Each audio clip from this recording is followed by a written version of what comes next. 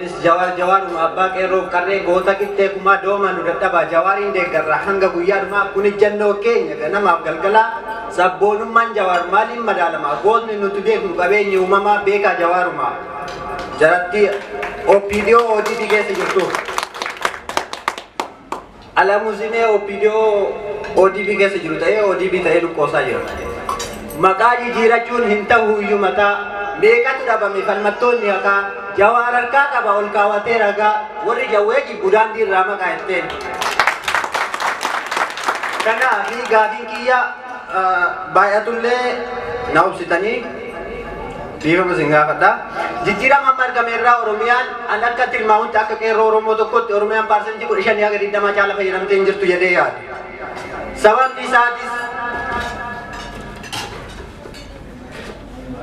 Sawab misatis yero jijira ma jennu kana keessa akka galanchito no menne saganta galanchito ta torbe darbeda dubbatanitti fi akkan tilmaametti yero buqqaatiin oromoo itti heddummaatedha oromiyaa irraa lolli dhaabbachuu hin dandeenye hangammaatitti jijjiirama kana keessatti kutaaleen oromiyaa hangi tokko komandi poosti jala jiraachuu wallagga booranaa fi gujiin kan kana fakkaatan komandi poosti jala jiraachuu wal qabate rakkooleen gammoojjii baalee keessatti uumamaniin osoo birriin ummata baaleetiif wali galatti birriin su akka rogeeyyiin gurguddaan akka ittaan doktor ittaan haftefa barreessanitti akka isaan ragaa irraa feesbuuka gubbatti barreessanitti yoo xiqqaate birriin sun biiliyoona 2.6 birriin guuran biiliyoona 2.6 keessaa birriin miiliyoonni 500 harka mootummaa galmee baankii mootummaa keessa jirti jedhama osoo birriin kun hundi harka mootummaa baankii mootummaa jirtu ummanni baalee keessattuu daa'imaa fi dubartiin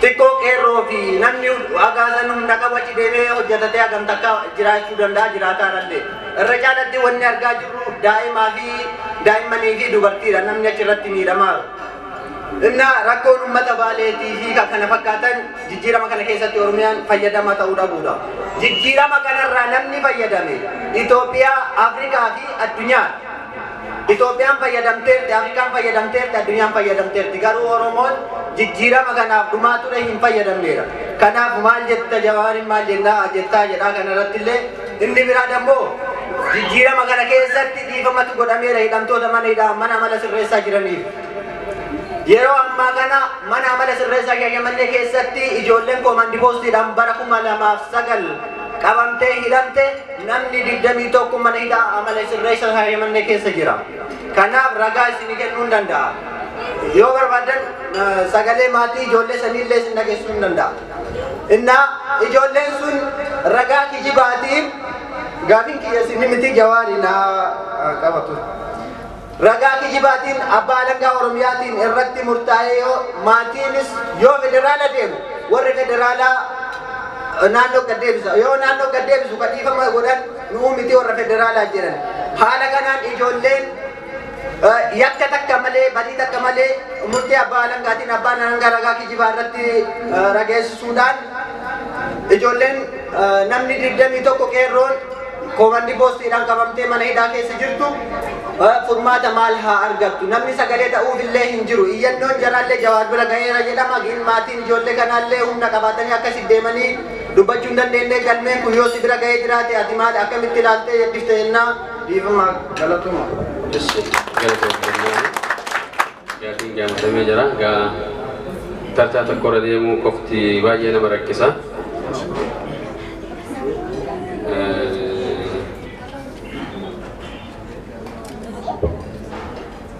duuba san abbaa suufa gurraachaa gamana dhaaboltu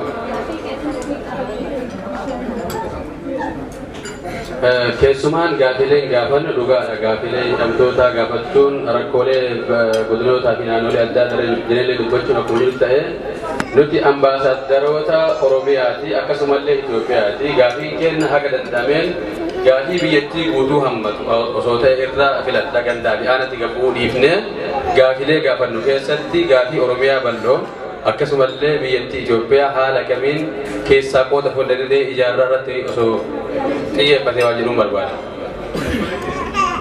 Ayee galatoomaa jecha gaafiin kiyya amma gaafii sadii takkanidha.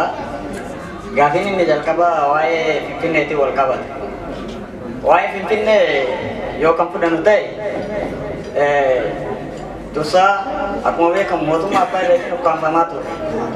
Yeroo kanatti ammoo erga mootummaan keenyas mootummaan Oromoo qabates dhimmi Finfinnee ukkaanfamaatiin hin jira. Dhimma kana ammoo soduudhaan nima furama jedhama hamma ammaatitti wanti kaawwame hin jiru koreenis kakaawwame wanta ibsi godhame hin jiru. Ati gama keetiin wanti quba qabdu yoo jiraate akka ibsanuu gootu barbaanna. Gaafiin lammataa ammoo dhimma waa'ee OMN ilaalchiseetiin OMN dhuga biyya galee hammam tokko tutturee jira. Kanarratti hamma danda'amee hojiirra ni jira nama gammachiisa. Garuu ofafotti hamma ispoonsarri isa haga aanaatitti haga gandaatitti akka tajaajiluuf maalirra jirta haga godinaatitti gadi bu'ee akka tajaajiluuf jechuu barbaadeedha. Ammas ammoo waa'ee OMN ilaalchisee jechuudha. Wanni irraa eeggameetiin hin jedhu silaa bakkoota adda addaa irratti wantoonni adda addaa karaa hawwataman hin jira. Ukkaanfamni adda addaa karaa hawwataman hin jira. Fakkeenya yoo fudhanne yeroo waraana abaa'oo galchuuf deemtan irratti ukkaanfamni adda addaa raawwatamee ture. Akkasuma yuunivarsiitii adda addaa ukkaanfamni adda addaa raawwatee ture. Kan ammoo akka miidiyaatitti ibsi namoota kanaaf godhamee uummanni maaf hin beekne isa jedhu barbaadeeti. Gaafiin kun namoota na hafte waa'ee dhimma OPDO ilaalchisee OPDO'n yaa akkuma jiru miksiidha makamaadhaan beekama. Kanaaf warroota haarawumsa jedhanii ofitti makanii turan yeroodhaa yerootti ofirraa kaasanii ari'utti jiran. Yoo fakkeenya fudhanne kan akka Gamal Galchuu kan akka Maamad Adamuu fakkeenya kaasuu ni dandeenya. Kana ammoo adadaan dhimma kana furmaata laatoo osoo hin taane odaa abbaa irraa OPDO'tti deebi'utti jiran. Akka keetitti ati ilaalcha kana maal jechuu barbaadaa jechuu barbaadee galatooma. Baay'ee galatooma. Carraa poliitii wanti ennaaf kennaa.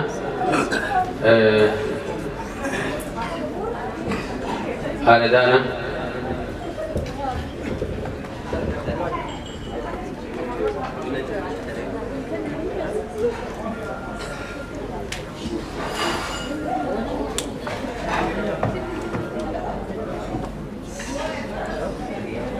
Warra siinqeef carraa nagammaa hin kennamnaan jedhamaa jira, komatamaa jira waan ta'eef.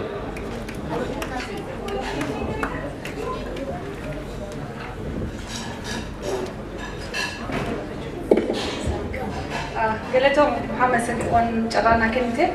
Ani mungkin gaaffilee ta'uu dhabu mala akkuma yaadaati. Tokko waa'ee NGO'ti. NGO warra Itoophiyaatii fi warra as jiru namni tokkollee hin gargaarra yoo jenne biyyi kun biyya Arabaatti xiqqoo wanni adda godhu wanta mara karaa seera qabeessaatiin deemanii dokumentii akka yoo keessaa hafte namaaf tolle hin jedhanii sanirratti haala fakkeenyaaf Oromiyaa keessatti namni yoo hayyama Oromiyaa qabaate federaala malee tole namaa hin jedhanii haalli sun mijaahee osoo Oromiyaa irratti hayyama Oromiyaa namaa kennu sanii warri kaadijaa Itoophiyaadha jechuudha nama dhahanii nama kenna itti gargaaruu hin danda'amne yaada jedhuudha. Hedduudha rakkanneen ijoodha hayyama namaa kennan yeroo baay'ee akkuma duratti kaase jechuudha. Tokko ammoo lammata ammoo OMN'ti. OMN yeroo hedduu namuma gargaarsa namaa kanarraayyuu gara yookaan entertainmentii hedduu maaliif hin goone jechuun isa gargaaruudhaaf kaampaanii mataa isaa danda'e qabu osoo godhannee guddifannee hoo wanni Oromoon qabu tokko keessa OMN wanti ta'eef galatooma. Hedduu galatooma ulfaadhaa.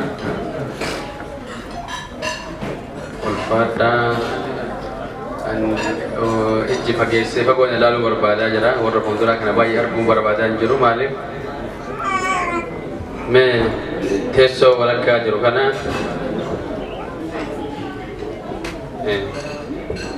ariifadhaa.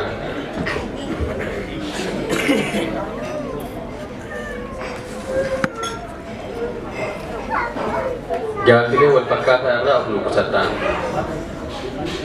Galatooma isin jira. Gaafiin inni tokko gaafiin kiyya waa'ee dhimma Muhammad Saidii fi Caalaa Bultumee. Caalaa Bultumee walli isaa jaalatamaa Oromoon hundi jaalatu. Mucaan kun baay'ee nama hayyuudha. Nama yeroo jalqabaatiif dhimma Finfinnee labse. Nama dhimma Finfinnee kakaase. Inni kun Caalaa Bultumee kun tokko ajjeesee tokko ittiin geeraraa jiran. Weellistoonni baay'een booda kana weellisanii ittiin beekamtii argatan. Inni ammoo beekamtiin weellistoonni kun booda ittiin argatan kun kan isaa ture. Sababa xiqqoo waliin bu'iinsaa mucaa biyya Afrikaa Kibbaatti ture kanaaf jecha maqaan isaa xiqqoo laaqameera. Itti tareeyyuu ammumaa sadarkaa gareerraa yookiin dhaamaa jira mucaan kun. Eentu akka diinatu dha'ee fi firatu dha'ee addaan beekamaa jiru. Kanaaf dhimmi sun manguddoon teenya dhimma kana laaltee araarsuu wallaalte moo ambaayyoo araarsitee galtee fakkaata manguddoon teenya. Isuma kana akkamitti dhimme kana yoo isa jiraate bifa gumaatiin sidii baasanii akka aadaa Oromootummaaf irraa hin finne yoo isa hin jiraanne ammoo dhugaa isaa baasanii maaf labsanii dhugaan isaa tana jedhanii maaf lafa hin kennee jedha. Tokko inni lammataa ammoo artisti maanis dhimma Daadhii Galaan. Dhimmi Daadhii Galaan taree weellistoota biraatiin nu taraa jedha. Mucaa wal eeggadda konkolaataa jala cabsan itti taranii funyee. Dhimmi akkasii sun nutti deddeebaa jira. Dhimmi sun eessa ga'ee wanni quba qabdu jira jechuu barbaadeetti dhiifama gaafii hunda Jawaaris immoo gaafannaa rabbitu garbicha Oromoo si godhe. Isa itti aanu waa'ee warra Finfinneetti baalaadaraa Inyaa Mangisteen jedhu kana isaaf deebii hin kennina moo hin kenninuudha. Deebii kenninu harkaa qabna. Deebii gahaa qabna kenninu ofirraa ittiin dhoowwin. Deebii kana isaan baalaadaraa jedhanii nuti waan jennee deebinuu hin qabna hin deebifnaa moo hin dhiibnaa jechuu barbaadeeti. Galatooma.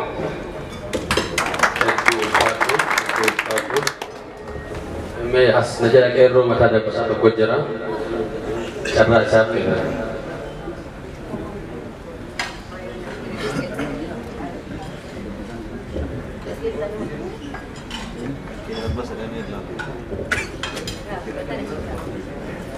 Eshi galatooma isin jira. Gaafiilee guddaa qabu akka yaadaatti ibsa bal'aa akka nuuf kennitu barbaade jedhan Jawaar Muhammadiin. Duraan dursee Rabbi asitti waliin qabu kanatti alhamdulillahi rabbil alamin jedhee shukrii itti galfachuun barbaada. Itti aansuudhaan waan kalee keessa turre kana ani waa'ee Oromiyaallee dubbachuu hin barbaadu. Biyya keessaallee hedduma dubbataara hedduma gaafii gaafataa jirallee. Ani dhimmumas keessa miidhama nurra ga'ee takka ibsuuf hin barbaada. Osoo toltee ambaasiin as jiraatte ambaasiin akka isaan dhagaan barbaada. Gaafa biyya dhufellee carraa hin arganne harka baasaa turre carraa argachuu hin dandeenye. Carraa argadhee kanarratti ammoo miidhama nurra ga'ee ibsuun barbaada. Maal jechuun barbaada gumii urjii afaan Oromoo kan kaleessa ati gama iskaayipiidhaan dubbisaa turte sun hadda bakka isiin jirtu hin beeknellee quba qabnallee. Gara ambaasiidhaatiin jiidee turte koreen sun hagaadhaanitti ka'uu dadhabdee uummata kaan qabdee nurraa gashitee kun ammoo mallaqa dhabeetiin hafee achumaan cim jedhe. Warroonni addaatti agartu warri asirra ba'an kun warra kaleessa dhokatee suuraa nu kaasaa ture. Wal beekna takka waliin sobnu. Warri akka qeerroo tokkoffaa ta'ee yommuu nu Jawaaritti suuraa wajjin qabuuf deemnu raajiin dhoobu kun warra kaleessa ambaasii dhaqee Jawaarii waaqataa ture.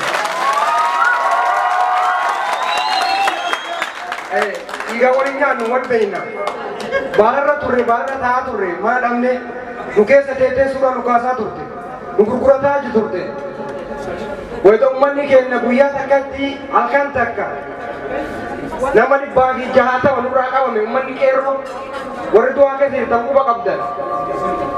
Uummanni sun eessa jiradha guutuun isaa asirratti kan gangalatoonfachuu barbaadu. Sheikh Jamal nama jedhamu nama asirraa ambaasii tokkeenya jiru. Hedduun gangalatoonfachuun kan barbaadu. Alaabaa ABO biyya kana seensee Chaayinaa irraa fidee nuuf raabsaa ture. Sheikh Jamal namni nyaate ambaasiidha. itti ummata keenya basaastuutu si dabalamee ambaasii nyaataa ture. Hadhallee bifa nutti jijjiirattee waldaa gara garaa dhaabdee nu saamuuf deemaa jirti. Waan kana nurraa bakka itti nu godhu jechuun barbaada Jawaariidhaan. Silaa wanni dubbatan hedduma jira. Oromootu maal jedha dhiifama danaa godha yoo alallis ni bade. Garaan ajaa'ibaatu dubbii baatu hin dadhabu jetti Oromoon. Waa hedduu baannee waa hedduu deemaa ni jira. Kaleessa uummanni keenya wajjin nurraa qabamu. Warri gaadha gaafsa jirtan yoo jiraatan nama 30 kaanii ambaasii dhayne. Uummanni keenya maaliif nurraa qabama? Maaliif nuti hin birmanne? Maali rakkoo uummata keenyaa jennaan? Maal nuun jedhe namtichi sun gaafa san Hayilamaariyaam turre jira. Isin Oromoon lafa qabdanii yoo galtan maaltu isin irraa badda nuun jedhe. Tokko Oromoo ta'ee maal jedhachi keessa harka'ee abboo mallasii kana rabbi haala aramu jedhe. Bifa akkanaatiin jirti. Hadda ammoo qeeroo taatee nutti jirti. Waan kana ifa guddaatti yoo dhiitti nurraa dhaabi. Sila wanni dubbate duma jirti. Sa'aatii manna rakkisee dhiifama guddaa. Maqaan yeroo dawaatti guddisuutti kana deeffadhaa. Ammallee hamilee naa kennaa bira deebi'aa. Gaaffii akka kanaa madaallee walitti kakkaasnaa jedhamee jira. Garuu waan isa filee tokko tokko waan jiruufi wanni isaa nama hunda keessaa akka agartan kanatti waan hamilee isa mul'atedha. Gaaffii addaan gama dubartoota isin kotta maqaallee hin beeku namoonni asii dubbattan maqaa keessan ibsataa deema akka gaaffii galmeeffataa deeme. Kero makan keen. Tamam.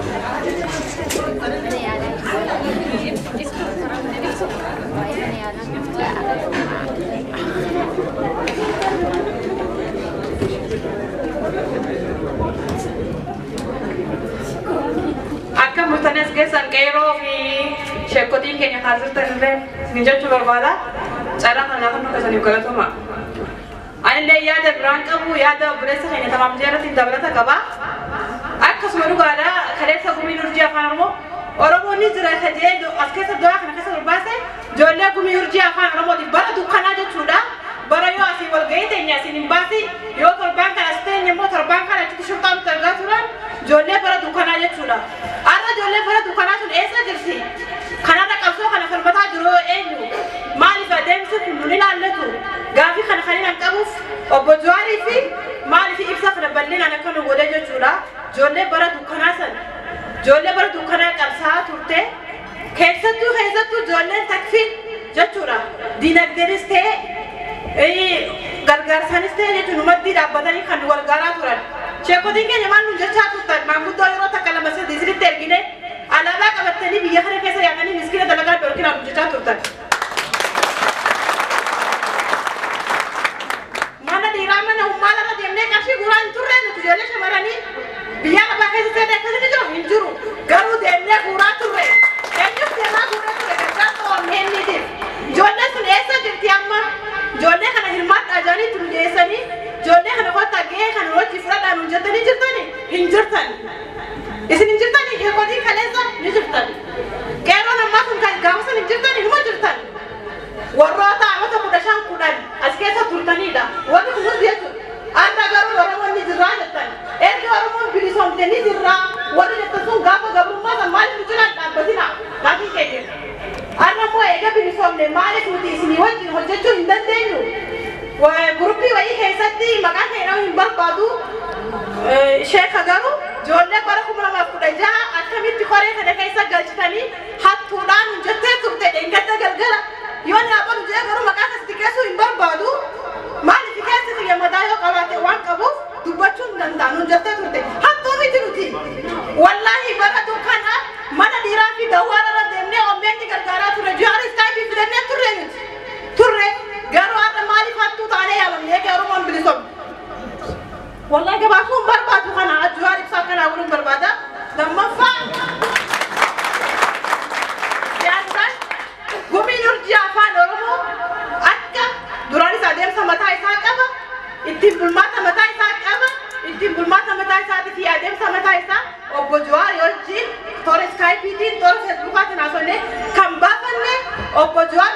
teessee gumii urjii afaan Oromoo kan awwaalamsan ol baafannee aadaallee akka ittiin bulluun barbaada. Obbo Jawaar akka dhufkootu kabajaa si gaafadha. Itti aansuudhaan ijoollee Oromoo baay'eetu mana yaalaa keessa kan eessa jiran hin beekamne dhukkubsataan ciisanii tattaa'u jiranii imbaasii yeroo takka lama sadiitti deebinee gaafannee jirra. Ijoollee tana ganamarraa deebinee gaafannaa furmaanni argamaa fi hin jiru. Ijoollee teenya kana mana yaala dhaqanii maaliif furmaata hin goone kajuu kanaas asumaan siif dabarsuu barbaada. Galatooma. Kabreetii teenyeef hedduu galatoofannaa warra gammaa gaafii nu kaneessii hidhanuun isaanii haa galatoomanii. Egaa gaafii namni hundi gaafii qaba argaa jirra. Gaafiilee bal'aa kana keessa waan baay'eetu jira. Haa ta'u ammoo amma ergaan asiin darbaa jiru gaafii kanaaf deebii kenninee achi booda kaafetti aanna. Yoo gaafiileen amma isin of keessaa qabdan yookaan laphee keessatti qabattan kun gaafilee kana keessatti hin deebine taate walitti deebina. Ammaan immoo kallattimaan gara deebii gaafilee gaafatamiitti haaceen jechuu barbaada.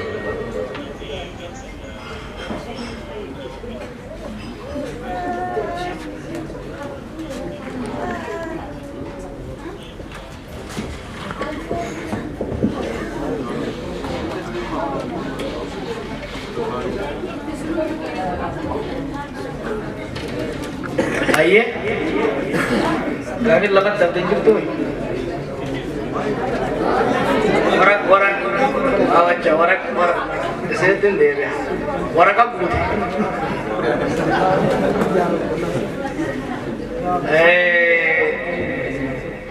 Mau berbuat nih, rumah seberapa orang juru? Biarlah. Kapsul terbuat buste nirti. Mana mudah so biarlah terkan nembel sila. Wayane mako macam dui dah kaca jalan. Efek terkan net kalau begini. Self-actualization is the beginning of self-determination. Kenapa? Full lekandang gudan, bodoh jahan dah. Kerana kisah gone, sangkaian sama mereka yang basu. Amerika, Rusia, biar Arab, biar China, biar Mali. Kerana unda di dunia umman ni Kenya, kebialah di biar kisah jeru. Nak abu sani dan di kabu nggak pernah kan dia orang jauh tersibuk kayaknya tersibuk gutu terus karena turut karena kabzo kan bakal kau orang tiar kisah galtam orang mereka itu jatuh tahap tiar kisah deh orang diaspora itu jatuh warri biala harkala mawan war gareka wakunis pakainya media biar kena Al Jazeera segala nusan ini tu kotor kunukan nudan ia karanci titis warri Parlama isani angkat aku segala lukan nuran, uban biara oleh galat, persan tunggu lama tu era jalan, namni kayaknya aku belum somset, tunggu ulah tu biara. Wannya orang mau komat ayat ziz je, baju dan dauf, namni siapa tu kau sembeli somset, alagan tu kau sembeli somset, aku ni wangkiya na tu sembeli somset, aku je, komat ayat oleh tu batu, selaro tu namni siapa sembeli somset. Gamana dia bigaras dia bikarang gawati sering gawati jangan jiru ni kasi. Biar lah do nulis somse dia likan urakam idasan kamala jirana itu askara tanah sah. Nudugat tu umat if wala mo mana orang kurimo bakamar ragenye fabilisat kakak asunuf dabni kamis di kamis nu isimbili somse ne diete akan urat ofintulef kire ume jiraye chu. Umat Muslim ada yang dubbat tu kayak tef. Syekh Hewat umat orang barat ni mana yang baik dia surat.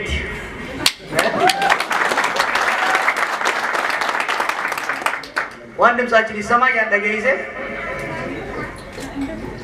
Yo sangkat daging itu tade. Ni benar baik itu. Jika saya syurah kami dah baca kantor. Jika nurra, simo basurra, kalender ni itu. Kayak suatu riwayat tu, karena ada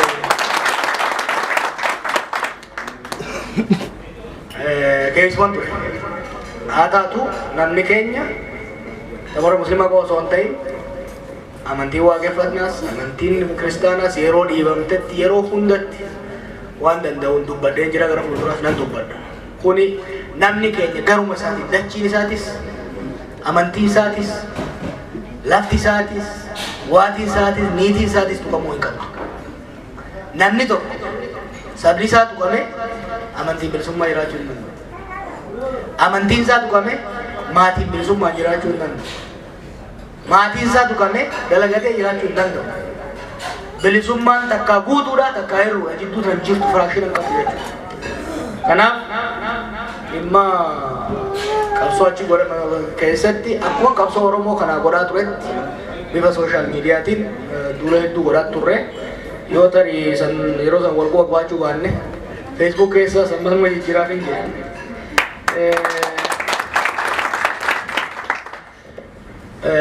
Wallo maaliif naannoo Amaaraa keessa jirti haalli qubsuma namaa biyya sanii akkasumas haalli mallasaan fa'aan naannoo itti ijaaran rakkoo uumee jira biyya sanitti. Kanaaf shira mallasaatiin haala adda addaatiin kan wal qabate uummanni keenya Walloo qubsuma lafaatiin Oromiyaa irraa citee jira. Sabummaadhaan aadaadhaan waa hunduu sabboonummaadhaan nu bira haa taatu qubsuma lamaatiin if danda'anii mirga bulchuu qabatanii achi keessa kan jiraatanii. Kun gaa haala seenaan dhufe yeroo tokko tokko waan takka jallate suuta yoo qajeelchan malee ni deemne yoo cabuu danda'a. Kanaaf of eeggannoon deemuu barbaachisa. Anarraa harka isin dhoofsisuudhaaf warreen isin jee madaa keessa tuttuqee isin caffarsiisuudhaaf Oromiyaan deebi'uu qabdi jee yoo lallabina wajjin lallabdan garuu waan buusu rabshaa uuma malee ta'u sun. Wanni gaafatamuu qabu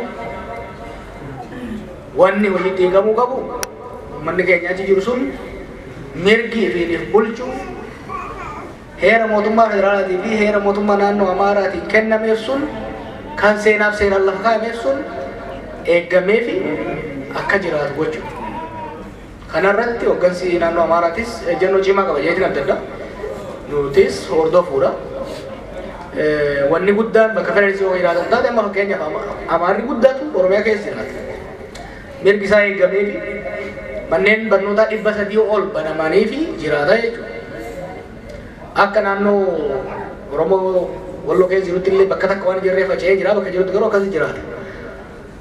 Dachiin nu geessi dachiin beesanii yoo qotaan hammaatte malee namni yoo zulmii walitti dalaguudhaaf bololaan deeme malee nama na geessi.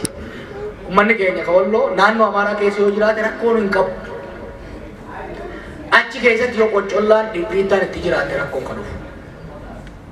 Kanaaf wanni nuti gaafatuu qabnu asiin achi kutaa osoo hin taane namni keenya bakka jirutti bakka fedhe yoo jiraate mirgi isaa guutuutti kabajamee fi dantaan isaa kabajamee fi akka jiraatu gochuudhaatu irra sirriidha.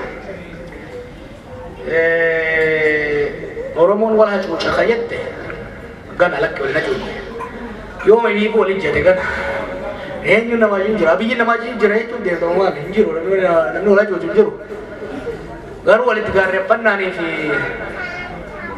wal tuttuqqaan dhaabbilee siyaasaa keessa jiru kun rakkoo uumuu danda'a. Fakkeenyaaf wal dura dhaabbannaan warra Abaawotii fi warra Opidiyoo jidduu godhame naannoo Gujiitii fi naannoo Wallaggaatti bilisummaan billi jettee akka dhaamtuu fi namni keenya komaandi poostii akka bulu dirqisiisee jira jechuudha. Kun gowwummaa shimbirroo midhaan hin asheetin irratti wal lolti taate warri ODP'tii fi warri Abaawoo. Shimbirroo midhaan hin asheetin irra wal lolte osoo qottee walitti ijjattu midhaan sanis balleessitee midhaan isin asheetu isiin isa jibbatti jechuudha. Kanaaf aangoo bara dhuftu filannoon darbu jettuuf wal qaqqabanii uummata keenya naannoo sanii dararaa turanii wanni akkasii si shakkisiisuunii fi irraa eeggachuun waan sirrii garuu akkan gaafii kee hubadhetti olaantummaa alagaa jalaa roorroo alagaa jalaa bahuuf roogoo qabsoofnu walitti roorrisuudhaaf olaantummaan keessoo keenyatti wal miidhuun wal zallamuun dhufuu hin qabu. Hooggansi Oromiyaa fakkaachuu qaba. Hooggansi Oromoo fakkaachuu qaba. Godinoonni hundi baddaa gammoojjiin keessatti argamuu qaba. Dhiiraa dubartii